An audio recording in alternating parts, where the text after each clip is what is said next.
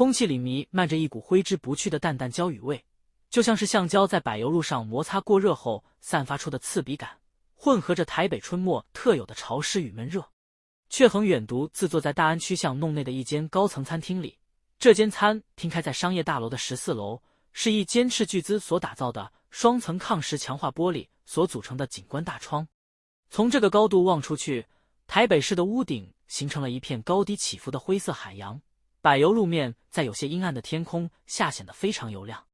現在是下午5點45分，正值下班尖峰時刻，街上的車流已經排成了長龍，紅色的剎車燈與黃色的車頭燈在逐漸昏暗的暮色中交織。他伸出手，輕輕碰了碰面前的玻璃，那玻璃傳來一陣冰冷而厚實的觸感。窗外第一滴雨水正好在此時砸了下來。那不是普通的雨滴，那滴水落在玻璃外側的防護涂层上，並沒有像一般水滴那樣順暢的滑落，而是呈現一種奇特的、有些粘稠的半膠狀樣子，在表面發出極其輕微的嗤的一聲，隨後化開一圈淡淡的白色霧氣，才緩緩拉出一道渾濁的痕跡。街上的行人速度也在這一瞬間突然加快了。闕恆遠居高臨下的看着，原本步履蹣跚的上班族們像是接到了某眾無聲的指令，紛紛拉低了頭上的帽子，或者急忙閃進騎樓與捷運站的地下出入口。而那些來不及躲避的人，身上穿着普通棉質襯衫或尼龙外套的，在這細小的雨絲沾染上的瞬間，便開始以肉眼可見的速度變得稀薄、透明，接着像是被隱形的火焰燃燒過一般，絲絲縷縷的融化、斷裂，衣服如垂掛般，在肩膀與手臂上陸續露出有些發紅的皮膚。這就是時雨。在這個世界裡，雨水已經不再是滋潤萬物的甘霖，而是一種帶着溶解性的高分子聚合物溶剂。餐廳內的音響正緩緩流淌着那首經典老歌《海洋》，悠揚的吉他聲與輕快的民謠旋律在溫暖的黃光下回盪，與窗外那幅集體逃難般的靜默畫面形成了一種極其詭異的對比。這就是現代人的日常，只要躲在安全的抗蝕建築裡，點一盞燈，倒一杯水，外面的消融與痛楚就仿佛與自己無關。餐廳的厚重木門此時被推開，門上的銅鈴發出清脆的響聲。第一個走進來的是岳清河，他微微低着頭，他反手將大門關上，將室外那股刺鼻的化學氣息徹底隔絕。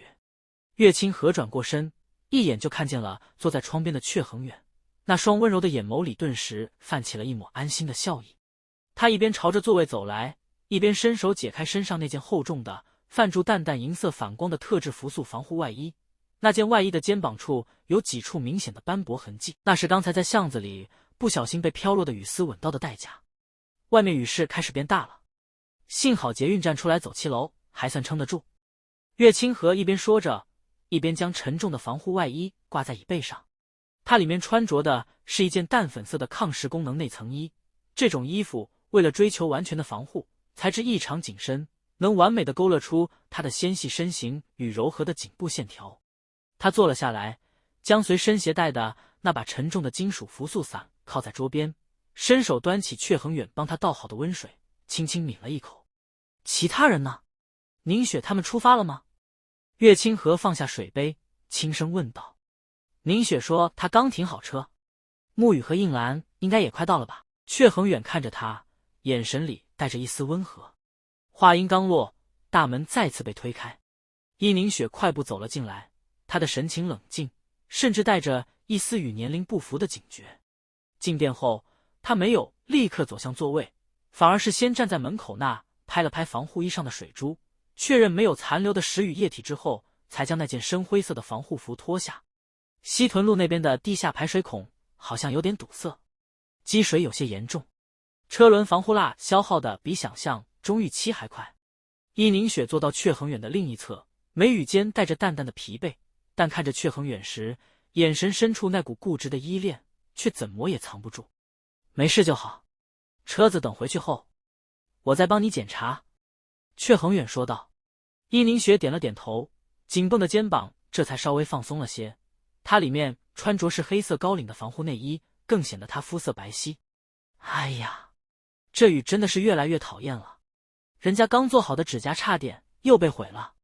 一聲帶着些許嬌嗔的抱怨聲響起，千木雨和岳映蘭並肩走了進來。千木雨一邊抱怨，一邊有些無奈地撥弄着她那一頭如瀑布般散落在肩頭的大波浪長髮。她生得極美，大氣而明豔的五官在這餐廳的燈光下閃閃發光。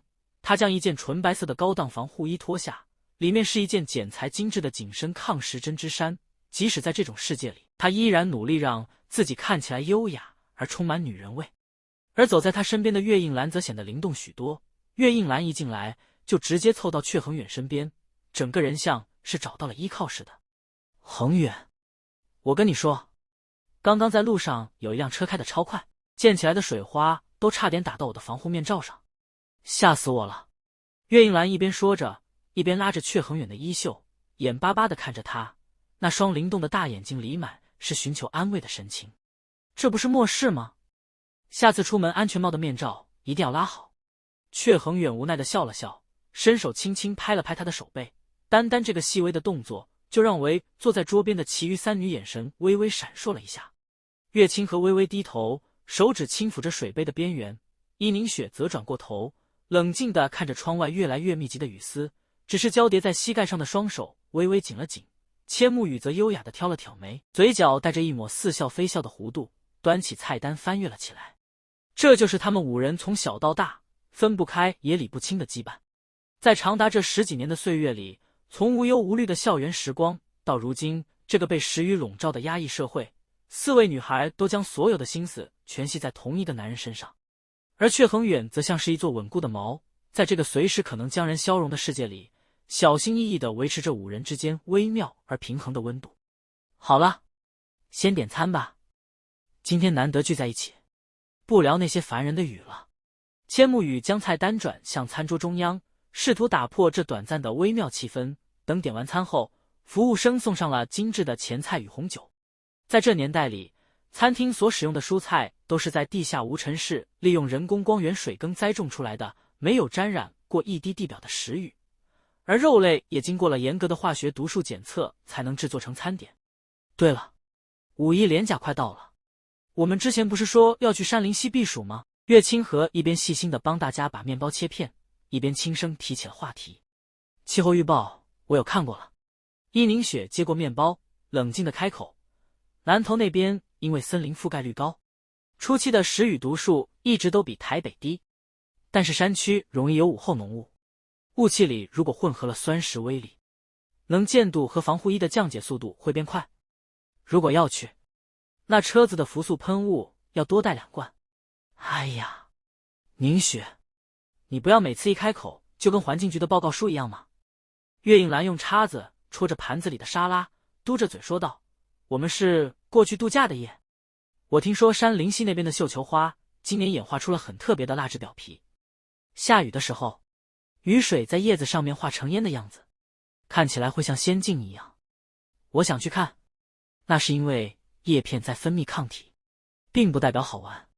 伊寧雪淡淡的反駁，但語氣裡並沒有惡意，只是習慣性的理性。恆遠，你覺得呢？千木雨優雅地搖晃着酒杯中的紅酒，琥珀色的液體在燈光下折射出迷人的光暈。他那雙大氣的眼睛直直地注視着闕恆遠，帶着一絲期待。我們很久沒有5個人一起出遠門了。畢業這1年，大家都一邊忙着工作，一邊適應這個越來越怪的社會。如果再不出去走走，人都快跟外面的柏油路一樣，都要融化了。闕恆遠放下了手中的餐叉，看着坐在身邊的4個女孩。去吧。闕恆遠點了點頭，語氣堅定而溫和。我找時間抽空去一趟材料行，把車子的防水膠條全部重貼一層，順便多備幾套高濃度的氟素塗層。既然大家都想出去走走，我們就慢慢開，反正安全第一比較重要。听到他的決定，4位女孩的臉上都同時綻放出了笑容。岳清河的笑是溫婉而安心的，伊寧雪的眼神裡閃過一抹釋懷。千木雨高傲地揚起嘴角，端起酒杯，而月映蘭則差點高興地跳起來。那為了我們的山林溪之行，乾杯！千木雨提議。5個精致的玻璃杯在溫暖的燈光下輕輕碰撞，發出清脆悅耳的聲響。窗外，台北的暴雨正鋪天蓋地地下注，無數高分子聚合物在鋼筋水泥的都市表面進行着殘酷的消融反應，而這面小小的抗蝕玻璃後方正流淌着屬於他們5人緩慢而真實的生活步調。